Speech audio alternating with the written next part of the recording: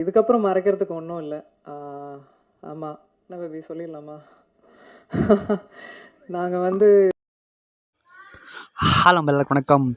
இந்த ஒரு ட்விஸ்ட்டை பார்த்திங்கன்னா இன்றைக்கி இப்படி நடக்கும் அப்படின்னு யாருமே எதிர்பார்த்துருக்க மாட்டாங்க. அண்ட் ஃபைனலாக பார்த்திங்கன்னா விஷாலுக்கு கல்யாணம் நடக்க போகிறது. அண்ட் அதையும் பார்த்திங்கன்னா ஸ்டேஜ்லேயே அனௌன்ஸ் பண்ணியிருக்காங்க.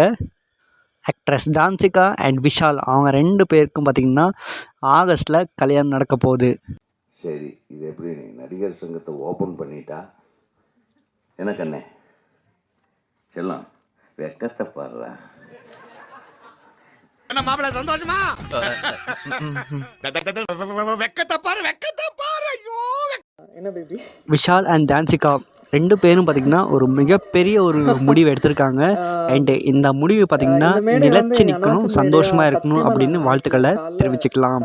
உங்களோட வாழ்த்துக்களை கமெண்ட் பாக்ஸில் ஷேர் பண்ணுங்கள். வீடியோ பிடிச்ச மறக்காம லைக் பண்ணுங்கள். இதே மாதிரி நிறைய வீடியோஸ்க்காக தமிழ் ட்ரெண்டை சப்ஸ்கிரைப் பண்ணுங்கள். என்ன பேபி?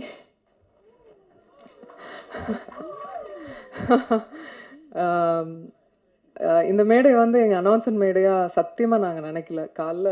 காலைல தந்தியில் ஒரு நியூஸ் வந்த உடனே நான் ஆல்ரெடி முன்னாடியே சொல்லிட்டு இருந்தேன், தயவுசெய்து நீங்கள் என் ஃப்ரெண்டு, நான் உங்கள் ஃப்ரெண்டு, 15 வருஷம் ஃப்ரெண்டு, அதே மெயின்டைன் பண்ணிக்கலாம் அப்படின்லாம் சொல்லிட்டு வந்தால் காலையில் நியூஸ் வந்தது.